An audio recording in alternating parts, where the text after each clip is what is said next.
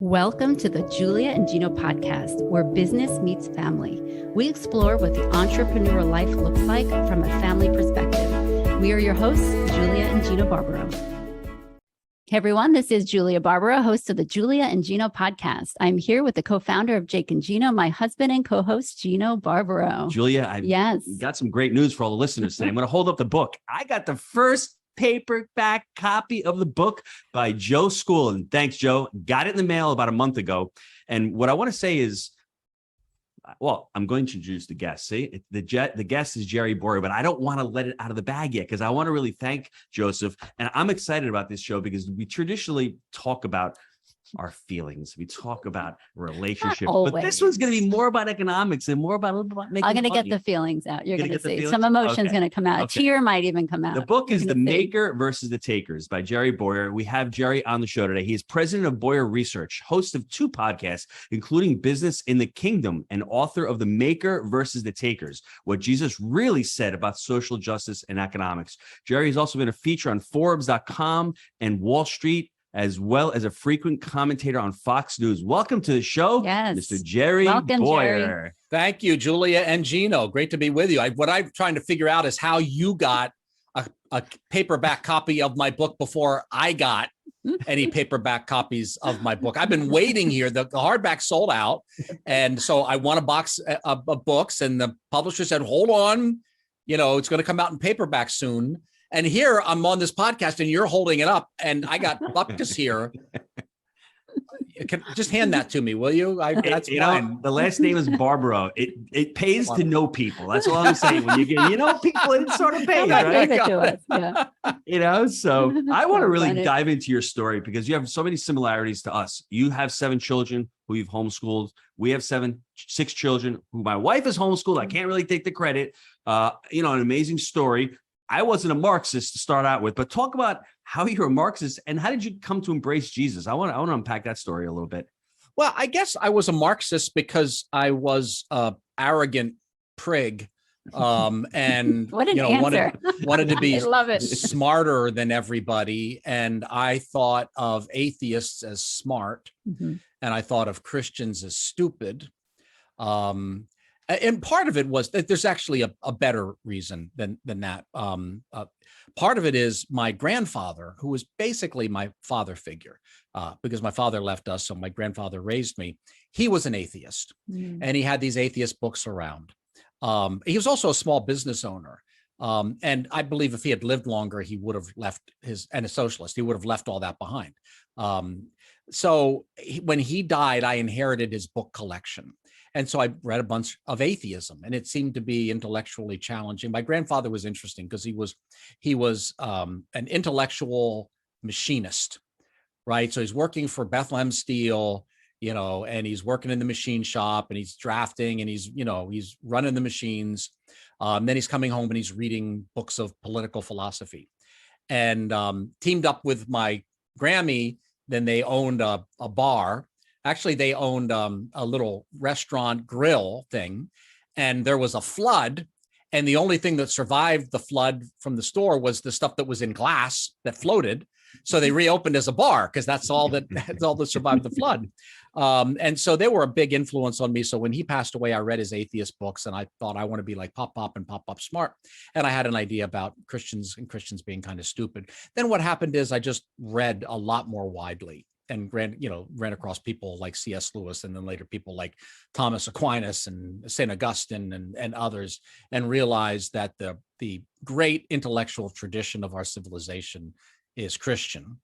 And that in the 20th century, you had a few misguided people who were somewhat intelligent, but not nearly as intelligent as the people that they were deriding, who pulled us into atheism and Marxism and the bloodbath that was the 20th century. So at that point, atheism was no longer a default for me. I dug a little deeper, read some authors, concluded that Christianity was true.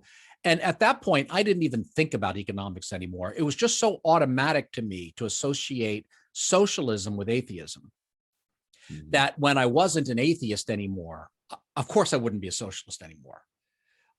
Because to me, the connection is that we all need a plan. We all understand there has to be a plan. So if there's no God, I guess we play the role of God. Mm. Socialism is the state loves you and has a wonderful plan for your life, or at least has a wonderful plan for your life. Maybe it loves you or not. And for your money. And for your money, right. So at that point, when you have a loving God, you can trust providence, and you don't need the state to run everything. So the economics basically just kind of followed along automatically with the metaphysics, which is there is a God, therefore there is somebody in charge. Therefore, we don't need Big Brother to be in charge. We have Big Father. What was the impetus to writing the book? I really want to get into the economics in the Gospels and how you see it, but what made you write the book? I wrote the book because I really wanted, well, okay, there's kind of two questions in there. One is, why did I do the research? And the other is, why did I write the book? I wrote the book because a friend of mine in publishing nagged me to write the book. I didn't want to write it. I wasn't interested in writing a book. I didn't think anyone would buy the book. I had kind of a low view of the book industry. I'm not a celebrity. Despite being on the Julie and Gino show, I'm not like I'm not on Tucker, where someone goes on Tucker and sells 1 million books. I didn't have that distribution mechanism, and I didn't really like where book publishing was going. I felt like it was getting dumbed down. So I thought, I don't really want to write a book, which raises the question. And he just nagged and nagged and nagged. And eventually I said, okay, fine, I'll write the book. So the question is, why did I do the research? I did the research because I really wanted to know the answer to the question. And the question is, what is Jesus? What did he? And since he's still alive, what does he think about economics and social justice? And I didn't want to do what I'd seen so many other people do, which is to take their best thinking and hang it on Jesus. Now, I'm free market. I'm an economist. Very few economists are not. I mean, the 1% of economists that are socialists are the ones who get to be on TV and in the New York Times, but the vast majority of us studying the market understand it. So I saw free market economists say something like, well, the free market's better for people and Jesus is good. So Jesus must agree with the free market. Jesus must agree with me. Well, I agree with the free market and I agree with Jesus being good, but I don't agree with the idea that we have to take our ideas and hang them on Jesus rather than let him speak for himself. So I had to kind of give up and acknowledge the possibility that maybe Jesus is a socialist or a fascist or thought nothing about economics, didn't think about it at all, or didn't care about it. That maybe I couldn't take my ideas and put them on Jesus and just start over and say, okay, what does he think? And what does he think is a matter of looking at it with a great deal of detail at the gospel text, like reading them very carefully. Like not just saying, oh, Jesus said it's harder for a rich man to go to heaven than for a camel to go through an eye of a needle, which is a misquote. They didn't read it carefully. And it's not just a rich young man, it's a rich young ruler. So people skim over all those details. So don't skim over the details. Also, don't skim over the details of the physical location, because he said that in Judea, which is in the capital region. And also don't skim over, look at the original languages and look at the historic context, and then let Jesus speak for himself. So I spent a long time on that. I mean, really decades on that, and maybe like 5 years, like seriously digging in a lot as if it were a project. But it was a research project for my knowledge and my wife's knowledge. We just wanted to know. It was not a research project that I ever thought there'd be a book or a thought leader or a speech or interview about. And that actually freed me to not look for ammunition to back up the point. And I see a lot of books about Jesus. They already know they already know what the book is going to be. They know the book that will sell. Then they go looking to Jesus for backing for the premise of the book. They already sent the treatment to the publishing company, where it's going to be socialist Jesus or non-socialist Jesus or whatever the topic. Whereas I was free to just pray and research and say, Jesus, I want to know what you were saying here, and let him lead. And what did he say? Yeah, I want to know the biggest aha, wow, I can't believe this moment that you and your wife had when you were doing your research. I'd say the first aha was that the encounter with the rich young man, a couple of things. One, it happened in Judea, not in Galilee. Now, Jesus had been living in Galilee and ministering in Galilee, and he never had any confrontation with anyone about wealth in Galilee. Now, sometimes theologians have said, well, the reason for that is because you didn't have any rich people in Galilee. Well, that's completely wrong. You did have rich people in Galilee. Nazareth was just outside of Sepphoris. We think of Nazareth as kind of a village on its own. It was an exurb. Like you ask me, where do I live? Oh, I live in Pittsburgh, but I don't really live in Pittsburgh. I live down in the Mon Valley of Pittsburgh. I'm about an hour from Pittsburgh. I live in the place where they actually made the steel, right? But I say Pittsburgh.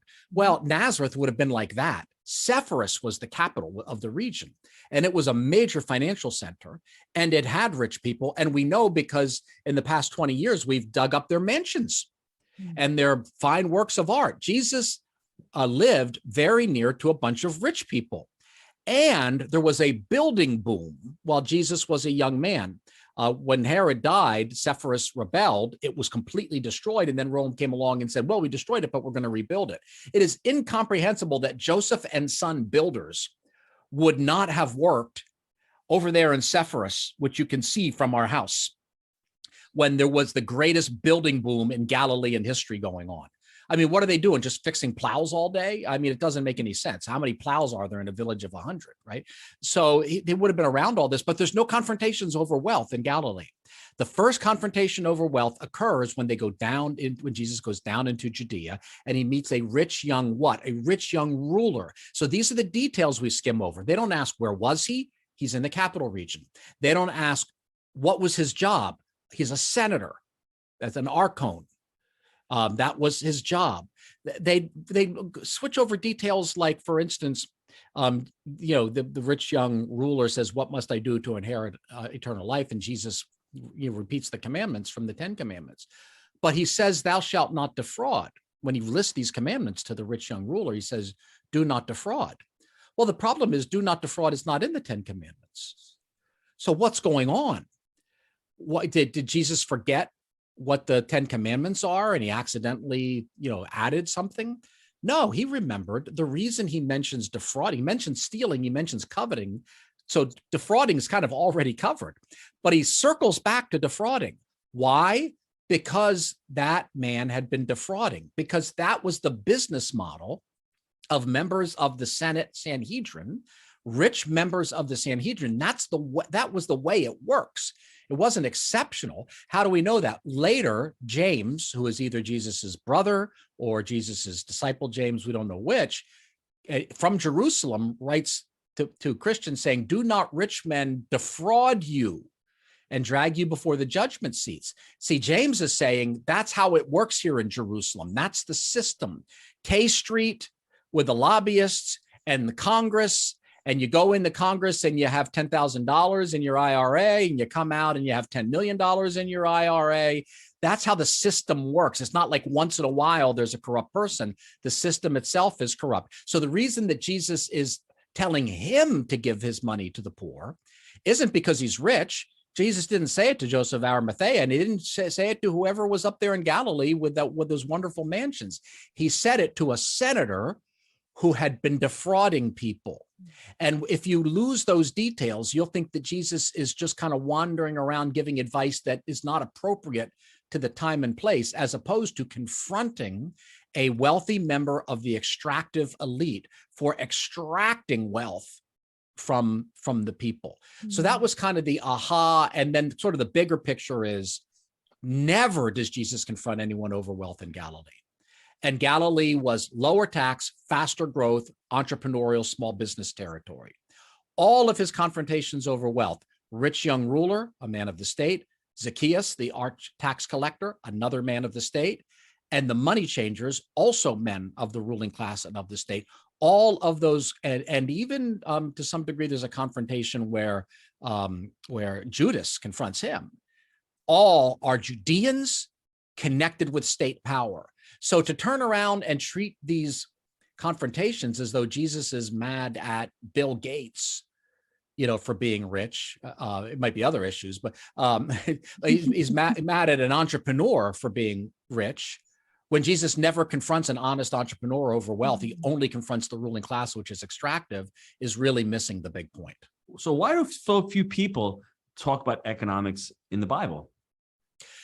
Because the people who are professional Bible readers, which is theologians and clergymen, are not economists. And the people who are professional economists or financial people are not Bible scholars. They're different majors in school, right? And so there's not a lot of overlap in the knowledge base. And I think furthermore, there's like a little like partition in our head and down through our heart, which says there's the Jesus and religion conversation, and then there's the economics and finance and money conversation, and those two can't get together.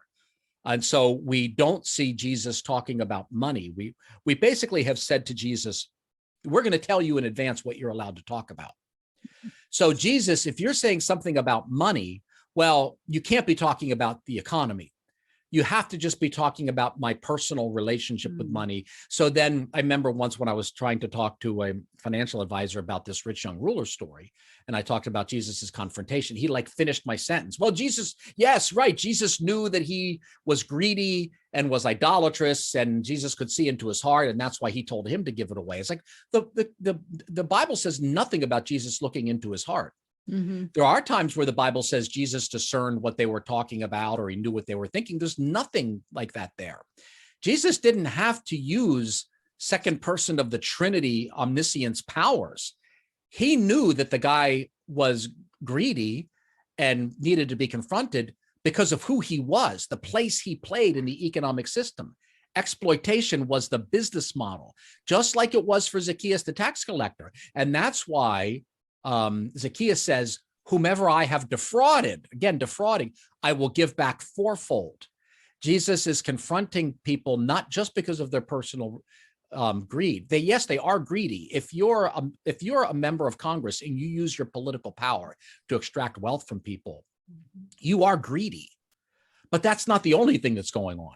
You are creating and participating in a system that is built on fraud. And Jesus is confronting both things, not just one thing. Let's talk about debt. And I think the hypocrisy of the ruling class has been astounding over these last 2 years. And when you read about it here, how the wealthy were taking advantage of the poor, but what was their debt? They weren't going along with the debt laws. And we just talked offline before we got on.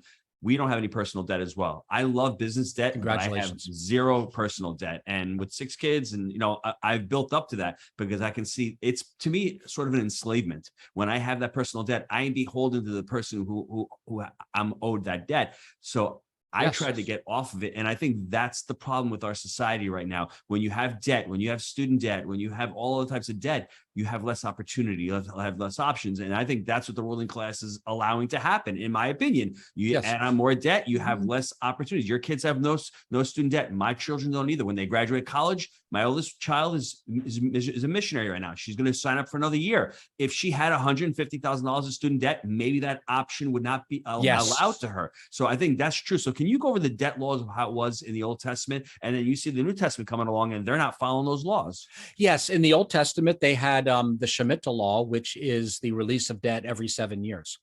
And then after 7 sevens, you had the Jubilee law, which is the property going back to the original family. And this is God's law. Now, however it applies to us now, that's a complicated question. I'm not trying to answer that, but it did apply to Israel. And Jesus was in Israel. So it applied in Jesus's time. So he's in Israel in some sense still in the old covenant, right? The death and resurrection had not taken place yet.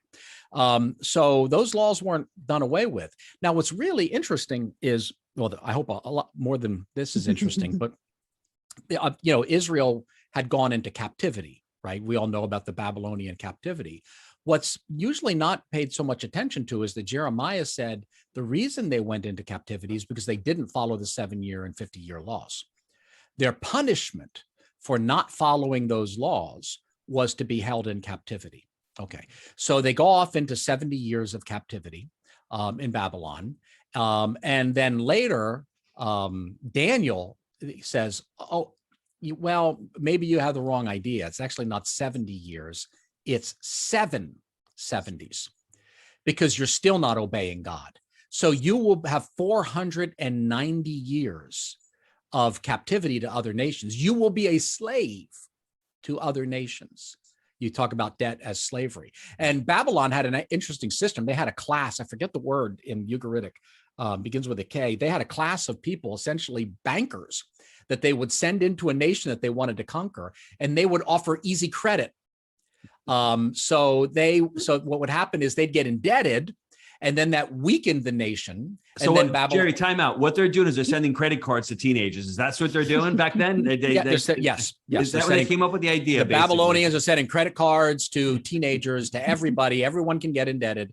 And then you get the Babylonian captivity. So Israel kept saying, well, why are we under these foreigners? First it's Babylon, right? Then, then it's Persia. I mean, first it's Assyria, then it's Babylon, then it's Persia, then it's the Greeks. Now it's the Romans. And for them, it was all the same thing. It's all like Babylon of one form or another. And the answer is, well, you didn't follow my law, and you're not doing debt forgiveness, because it looks like they never did the debt forgiveness ever. Mm-hmm. And so that's why you're in captivity. And so they were waiting for God to forgive them. So when we see all this New Testament language about forgiveness, God, when are you going to forgive us? That was totally tied up with the idea of God saying, well, when are you going to forgive the debts? You're in negative, you're in the red with me because you're oppressing the poor. So the forgiveness of you as a nation is tied to your forgiveness of debts, of liberating the poor from these debts. And by the way, we're not talking about consumer debts that people take on willingly. Mm-hmm. We're talking about the tax man comes along and says, you owe taxes, and you say, I can't possibly pay the taxes. Oh, well, we'll get we'll start running the VIG mm-hmm. on that. So it isn't like somebody, goes out and buys a big screen TV and then they bought a camel or something. Nice little camel going on. A little chariot a better camel, right? A big screen camel of 3 humps rather than 4. No, it was essentially just by being a human being there, you'd get taxed more than you could pay. And so you'd have to get the debt. And that's why people like Zacchaeus were bankers and tax collectors at the same time. But here's the problem. What about the 7 years? Well, they came up with a workaround.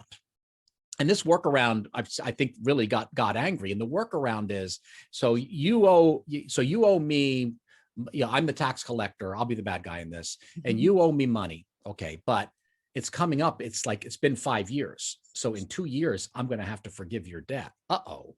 Because it hasn't all been paid back, because the Torah says I have to forgive your debt. The lawyers come along and they say, individual Israelites have to forgive the debt, but the temple doesn't. The temple's not a person. So you can take that debt and you can sell it to the temple, like factoring your receivables, right?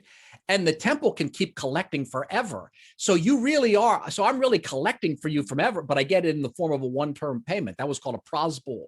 And so that was the workaround. So the temple was sitting on all these debt covenants, which went on forever. There was no 7-year forgiveness. So they were part of that system of corruption, and they were economically exploiting people. So Jesus actually warns when when he says forgive 70 times 7, we say, oh, that means a lot. No, he's talking about that 490-year prophecy from Daniel. How much should we forgive? You should forgive 7 times 7. Like God has forgiven you 7 times 7 for not forgiving the debts. He hasn't destroyed you yet. And then Jesus immediately tells a parable about someone who's forgiven a debt, but then they turn around and shake the poor and say, I'm not going to forgive your debt.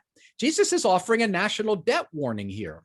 And it by the way, it helps with a puzzle in New Testament studies, which is that the debt that needs to be forgiven is 10,000 talents. And scholars say, well, 10,000 talents, that's a crazy high number. Jesus never would have dealt with anything. He never would have seen any business deal with that much money. Well, it's 1/6 of the GDP of Herod's temple, of Herod's territory. It's a macroeconomic number. Because it's a macroeconomic parable, it's about the nation and its excess debt, not about one particular individual. And what happens, by the way, is they don't listen to that. They keep exploiting the poor. And then in 66 AD, there's a debt revolt. And the insurrectionists, the revolutionaries they burn down the Hall of Public Records. And Josephus, the historian, said they did that because he wanted to get rid of the debt records because there were so many debtors and they wanted to curry favor. And then you get a cycle of violence, which ends up with Jerusalem being destroyed. Wow. So eventually it destroys the nation. This is fascinating. I just have to tell you that I am 100% guilty from what you said earlier, where you separate the finances and the economics and religion. And so this is really bringing a lot together. So I thank you for your going, research. baby. Well, we Keep were all going. trained. We were all trained to do that. Absolutely. All of us Absolutely. were trained to do that. Mm-hmm. Well, we see the world as we are, not as it is. So if you're Yeah. seeing it a certain way, you're going to assume it that way. But what you did as a former Marxist said, time out. Let me look at other things. Let me look at other resources. Let me expand my map, the way I look at things. And that's what ends up happening. You start seeing things, you start poking holes in your current plan, and you continue to expand. And that's the problem that I have with the economists. I'm sorry, Jerry. They all think they're experts. But from the reality, the Krugmans of the world, they're usually wrong. Isn't that the man that said the internet wasn't going to be a big deal? Isn't that the man who says about inflation? And I mean, if the guy is never right, he's only right like a broken clock twice a day, basically. The guy is always wrong. So not to rail on an economist, but I just thought that was rail on Krugman. He's written some nasty things about me over the years. So go at him. I mean, it's just, he is part of the machine. He's part of what you're talking about there. And it's really, let me create a bill to curb inflation to spend more money. I mean, think about the lunacy of what they're promoting. And we're going to add on more debt. We can become more slaveholders. We're going to print more treasuries, but we're going to curb inflation. And I mean, the insanity of that. I don't want to go on that topic, on that tangent, but you had started talking before you hit the record button. And my wife really wants to get into this because we've been noticing that a lot of companies, especially public companies, are not taking care of their shareholders. They're going off the rails and they're losing us as consumers. But what we do is, and my wife made a perfect example, we don't like Disney's policies. We don't like Netflix. Boom, cancel. But there's something else that can happen. And you've got a beautiful business model. And that's why I love entrepreneurs. They see a problem, they see value, they create a business. Yeah, we didn't plan for this to be a business. It's a little bit like with the book. I just want to know the answer, right? So I had seen this kind of problem of the ideological capture of boardrooms kind of growing sort of beneath the radar screen for several years. And I talked to colleagues about it. And I helped with the management of funds, investment funds. And I said, we own these companies. Why don't we use our authority? We have authority as owners, as shareholders. There's an annual meeting. We can attend the annual meeting. We can ask questions at the annual meeting. We can vote for proposals. We can put proposals on the ballot. We can vote for or against members of the board of directors. We can propose members of the board of directors. We have a lot of power. In fact, we have all the power. We have all the power. Shareholders have the ultimate power over these corporations, but we don't use it. Now, folks from the critical race theory or the hard left or the various like sexual identity politics groups, they're a tiny fragment of the population, but they've been hyper-organized and showing up at these boards. By the way, I'm not trying to pull corporations to conservative causes. I'm saying stick to your day job. Depoliticize. Politics shouldn't be running everything. It should be apolitical. They should be trying to create a profit. Now, let me make the distinction here. Jake and Gino, we're privately owned. If I want to go off the rails and do whatever I want to, that's fine. I will pay from the consumer. If they like the message, they will. If they don't, but I don't have any shareholders. I am privately owned. When you're publicly owned, I don't see donating to certain causes, donating to certain political parties. That shouldn't even be allowed, in my opinion, because all of a sudden you're currying favor with certain groups. And ironically enough, 90+% of all the donations go to one party. So does that make any sense at all? So I think it should be. I think first of all, what should end up really happening is you should always worry about your employees first, and then your customers, and then ultimately your shareholders. That's how every company should be run. But as a public company, shareholders return on their equity is paramount. How do you do that? By working with your employees and then your customers, and then ultimately your shareholders. That's what I think the model is. You stay focused on the core business mission. And I actually wrote a statement sent to 330 companies, which were in the portfolios that I helped manage. And basically you said, look, we like you. That's why we're invested in you. We don't invest in companies that we think are no good. You're highly productive. You're attractively valued. We think the market is undervaluing what you do. That's really great.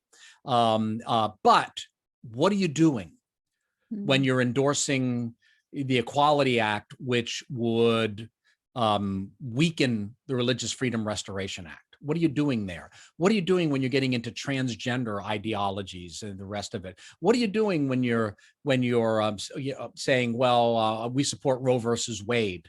and we want more abortions. I mean, you're supporting the killing of future customers, but it isn't even apart from that. You have no expertise. Stick to it. So I think what I said is, you are the arm that turns the dynamo of progress. You're not the mouth that preaches at the rest of us. Stick to the arm. Be the strong arm. And that would be my message to corporate America.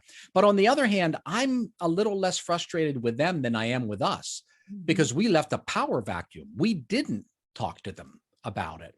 And in my experience, most of the conservative and Christian conversation about these companies has been about screening them or boycotting them. And I think that really misses the point. If you just say, oh, well, they had a gay pride day, so out of the portfolio, and you're not being a good Christian if you own them because they had a gay pride day. It's like Jesus sat down with tax collectors and prostitutes. Was he not being a good Christian when he ate at their table? No, but why was he there? He wasn't there for the free meal. He was there because it's the sick that need the doctor, not the healthy. But so I would say, you make your investment decisions based on investment criteria, and you're trying to grow an asset base. But when companies drift away from their mission, then use the authority that you already have. And there's different levels of it. You can vote, you can attend a meeting physically, you can attend a meeting virtually, you can put a proposal on the ballot. There's a lot that you can do. And that's large. Now, I just did that because I felt like a personal responsibility. I want to know if you're giving money to Planned Parenthood.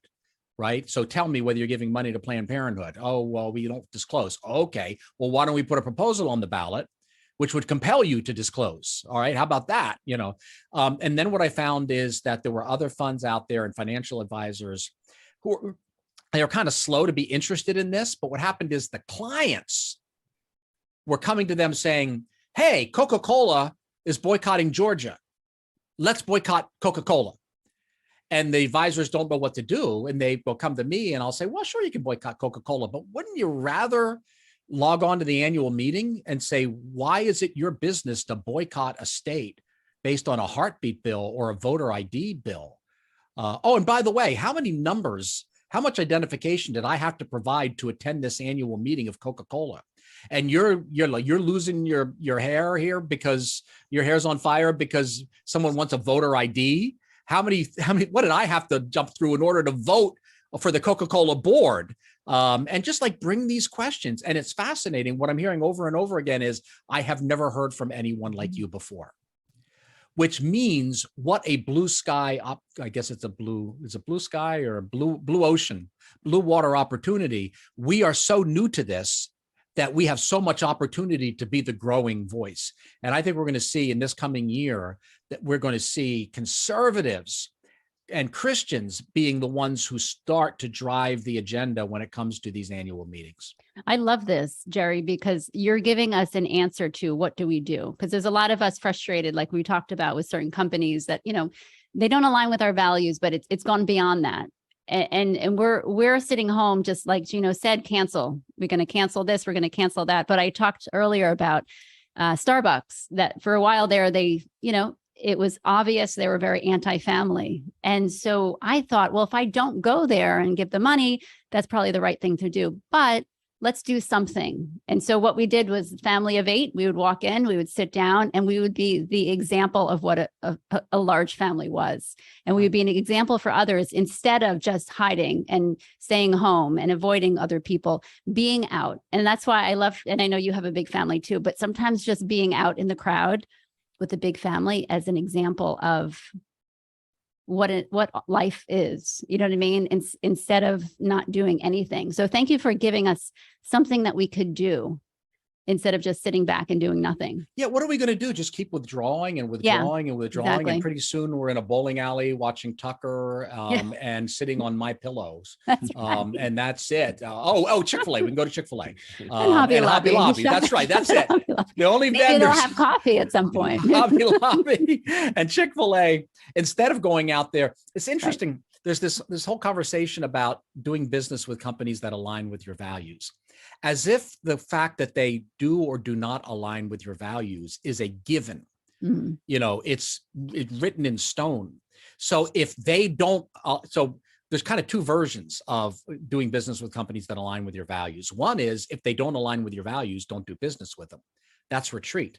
The other is, if they don't align with your values, align them with your values, right? Because somebody else who are, groups that are maybe a tenth of your population size managed to align them with their values while we were sleeping.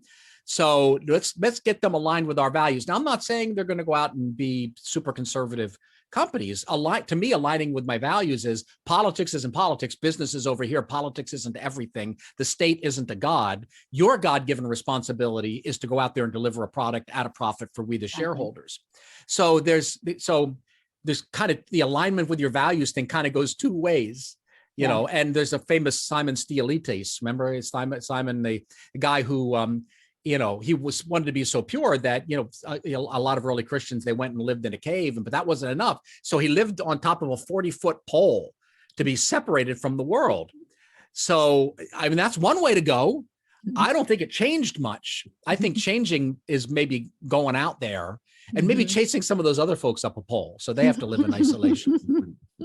Jerry, we could talk for hours here. I love the book. I mean, what is on the horizon for you other than this new venture, this new business? You have any other books in the making? Anything else going on? Well, there's a couple of things. One, maybe a new edition of that book, because there's a lot in there. There's a lot of research I did that isn't in the book. Yeah. Some of it I just didn't put in at the time, like, the parable of the rich fool who builds barns, right? And God says, thou fool, that, your soul will be required of you tonight. There is a high probability that he's not a farmer, he's a tax collector. Because in the archaeological record, the only granaries we have that fit that description are tax depots where grains that were taken as a part of taxation, one of which was very near to where Jesus grew up. So you have the granaries of Caesar and you have the granaries of Herod, and Jesus grew up around the granaries of Herod. And then there's other stuff like the confrontation Jesus, maybe it wasn't confrontation, conversation Jesus had with the Syrophoenician woman about fish and dogs and all the rest of that. Is Jesus calling her a dog? No. Probably don't have time for this now. Their industry was discovered by a dog. Dogs were honored in that culture. The basis of their economy was a dye discovered by a dog. So whenever you're reading these details in the Bible, if they're in Capernaum or Bethsaida, Jesus knows where he's standing when he's telling these stories, and they have economic background. So there's more of that material. Or maybe a book about this corporate engagement, maybe a book that says, listen, I've been doing this for a few years. I've helped cast something like 40,000 votes on various proposals and attended, maybe 100 or more annual meetings. This is what I'm seeing. This is where the battle is right now. The battle isn't in politics. We've got to draw in politics. In politics, we've got a 50-50 standoff. We have been losing all of them in corporations. And that could be also a 50-50 standoff if we put a little focus into it. So there's more gain to be had there. So that might be the next book. I think about the books I'd like to do all the time, but it's hard to build a business. This book I wrote on Sunday afternoons. That's my sort of, I couldn't do it during the weekday. So it's hard to do these businesses and also write books. Yeah, I love that. Jerry, where can the listeners get a hold of you? Well, I'm all over social media, like on LinkedIn. Just remember Bowyer is spelled Bowyer, or Facebook or Twitter. So I write for Christian Post Business. I write for World Opinions opinion page. But like just a really easy way to find me is just Jerry Bowyer, Bowyer, and you're going to see LinkedIn and Facebook and Twitter stuff come up. And everything I do, I push out on those. And there's my podcast. You have a podcast here. I have a Meeting of Minds podcast, meetingmindspodcast.com. You can go there as well. I want to ask my wife the final question. What did you think today? What was your aha moment? It was very eye-opening because, like you said, we just when we read the Bible, I just read over. It's like, oh, I don't know what he's talking about. We're going to keep going to the feelings part. No, just kidding. And so that's why this has been a really good podcast for me. So thank you, Jerry, for all the research you've done and getting this book out. And thank your friend for pushing you to do it, because that's what it takes sometimes, is someone to, who sees something in you and pushes you to do it, because, you're helping everyone else. Can I add something about the feelings part of this? Yes. Do we have time for that? Absolutely. Yeah, absolutely. Because what I really wanted for people to take away from this book was a feeling, which is, if you're in church world and you're an entrepreneur there's a high probability you feel like a second class or even a third class citizen, right? So clergy, by the way, I'm clergy, so but that's not my job. It's a volunteer thing. Clergy and theologians and religious leaders and politicians, they're constantly pointing at entrepreneurs and saying, "You're greedy." Now, we can forgive you for your greed if you give enough money, or if you take certain political stances on certain issues. But if you are an entrepreneur who's created wealth, you are in the suspect category. But a camel can get through the eye of the needle and we can get you into heaven, but it's going to be really hard because you're probably greedy because you're in the marketplace and you're an entrepreneur. But people who are entrepreneurs, it's deep in your heart. It's who you are. It's how God made you. And what I took away from the Bible is that I'm sure Jesus thinks that entrepreneurs can be greedy. It just so happens that he never confronted any entrepreneurs about greed. He confronted religious and political leaders about greed. So the point is, so the ones that Jesus puts in the category of, innocent until proven guilty are the ruling class guilt manipulators who are attacking entrepreneurs. Now, even they can be saved. Even the priests, even the senators can be saved if they repent and give the money back that they stole. But when Jesus was building his team, he did a team of 12. He went with entrepreneurs. He went with Galileans, all but one. Every one of them was a Galilean. 11 of them were Galileans from an entrepreneurial background, except for one Judean, a man of the state, a guy by the name of Judas Iscariot. So what does Jesus think about your entrepreneurial heart? Well, when the job really needed, Jesus loves everybody, but when there was a job to be done that really needed to be done right, he chose entrepreneurs as his inner team. And for me as an entrepreneur, I really feel that. And for a lot of entrepreneurs I've talked to, that whole shame thing of you're okay, I guess, because of what you put in the collection basket or the taxes you pay, but you didn't build that. That whole shame we feel as entrepreneurial wealth creators, that's not coming from Jesus. Jesus has the pointy end of the stick pointing towards the other folks, not towards the entrepreneurs. I love that. I just want to thank you for saying that. As a wife of an entrepreneur who knows his heart and knows what he puts into it to help other people, to employ other people, to help other people make money for their families and so on.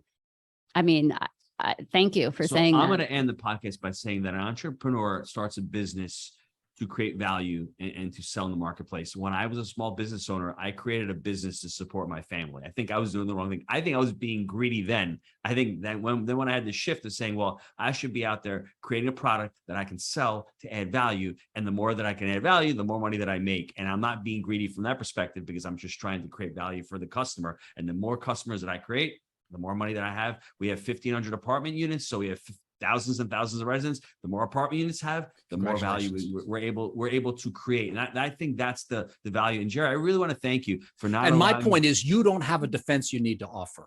Yes. If we start with the Gospels, Jesus is not saying to you, you're an entrepreneur, defend it, because he was an entrepreneur. And he was raised by a human entrepreneur, and he was incarnated by the ultimate entrepreneur, God himself, who created all the value. He created a whole universe. I'm sorry, I interrupted you. No, that's okay. I just wanted to say thank you for not letting me talk about my feelings this week. I've got a couple weeks off that I can regroup and regather and bring it to the next podcast. So everybody go out there, Jerry Bowyer, Bowyer, buy the book, The Makers versus the Takers. Thanks again, Jerry. We appreciate your time today. My pleasure. God bless you, Julia and Gino. Thank you.